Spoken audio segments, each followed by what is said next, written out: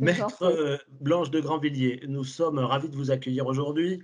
Vous avez accepté notre invitation et pour parler donc de la place de l'animal de compagnie dans la société sous l'angle juridique beaucoup, mais aussi sous l'angle de la protection animale, puisque vous êtes avocate, vous êtes spécialisée dans le droit de l'animal, principalement peut-être par vos activités dans le domaine équin. Et c'est dans ce cadre-là donc on souhaite vous interroger sur un certain nombre de sujets. Et je pense que pour commencer, l'idée serait de vous poser la question de savoir quel est le statut juridique de l'animal aujourd'hui dans la société, sachant que depuis quelques années, l'animal est devenu un être sensible. Et notre première question, c'est donc, est-ce que vous considérez que ce statut juridique est intéressant, suffisant? Qu'est-ce qu'il en est exactement et quel est votre avis tout simplement à ce sujet dans le cadre et le contexte actuel de cette loi sur la maltraitance animale qui est passée en fin d'année dernière et qui tente de trouver une place pour cet animal, pour les animaux en tout cas dans notre société. Alors, en réalité, le fait de dire que l'animal est un être sensible, ça existait déjà avant, la modification qui a eu lieu, en 2015 dans le code civil. L'animal était déjà un être, alors la formulation était un petit peu différente, ça figurait dans le code rural. C'était la loi de 76 qui l'avait indiqué et elle indiquait que, l'animal est un être doué de sensibilité, mais elle insistait plus sur les rapports de propriété entre l'animal et le propriétaire. Le propriétaire devait faire en sorte de respecter le caractère sensible de son animal, mais on voit bien qu'on était plus dans l'aspect propriétaire, hein, possession, plutôt que pour l'animal proprement dit.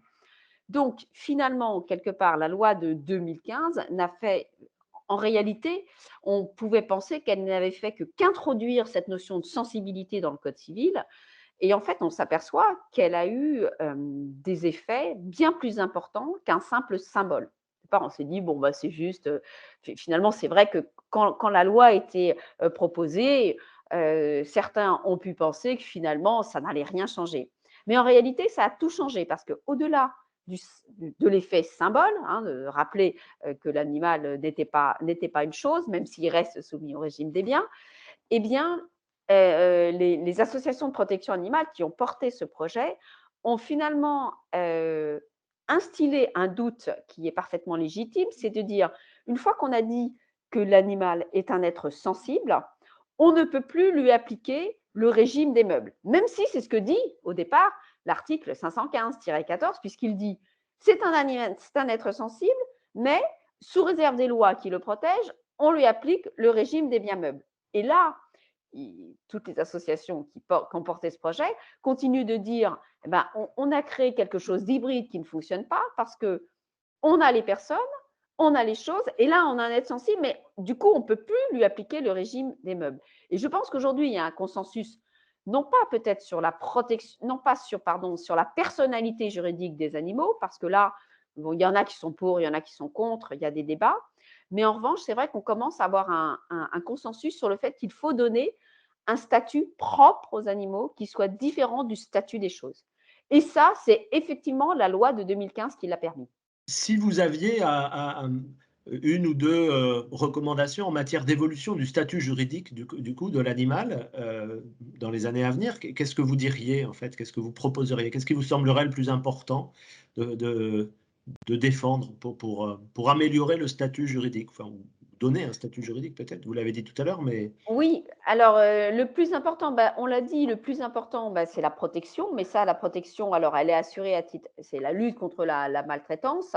Ce qui serait bien déjà, ce serait qu'on définisse, la maltraitance parce qu'effectivement, il y a beaucoup de ouais, textes, mais il y a pas vraiment de définition, de la maltraitance, et c'est vrai qu'il y a beaucoup de domaines où le fait que l'animal soit considéré comme une chose, reste une difficulté. Notamment, ben, vous l'avez vous-même indiqué, en cas de divorce et de problème de garde de l'animal. Aujourd'hui, en France, l'animal étant considéré comme un bien meuble, effectivement, ça pose une difficulté en cas de séparation des époux à ce titre-là. Donc, c'est vrai qu'on peut parfaitement imaginer un statut qui soit propre à l'animal, tout en distinguant selon que c'est un animal domestique, de Mmh, compagnie, animaux d'élevage, animaux de rente, puisque à de très nombreux titres, aujourd'hui, les textes du code civil ne lui sont pas adaptés puisque par définition, ils ne lui sont pas destinés, hein. mmh, Si vous prenez le code de la consommation, c'est-à-dire le professeur Yves Lejeune qui l'avait dit,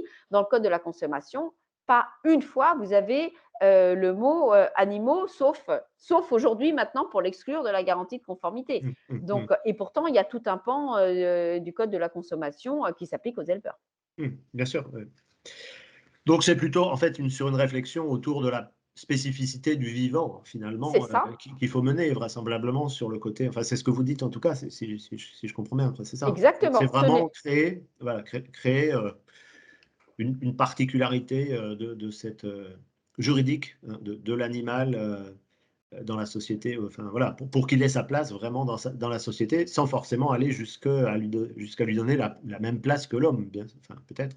beh, il doit forcément avoir une place différente de celle de l'homme. Mmh, Après, la question qui se pose, c'est est-ce qu'on doit lui donner une personnalité juridique technique comme on l'a fait pour les personnes morales? Ça, mmh, c'est une idée qui est défendue par certains et qui se mmh, défend, hein. Il y a des éléments qui viennent à l'appui de cela. Est-ce qu'on doit lui donner un statut juridique ou alors est-ce qu'on doit simplement lui donner un statut juridique autonome? En tout cas, ce qui me paraît, ce que j'ai dit en introduction, ce qui me paraît indéniable aujourd'hui, c'est que tout le monde réfléchit à cette idée d'un statut juridique propre, alors que, bah, voilà, il y a quelques années, personne n'y songeait, quoi. Et oui, ça, bien sûr, ouais. c'est effectivement, l'apport de cette proposition de loi, de 2015 et de cette introduction dans le code civil de la notion d'être sensible.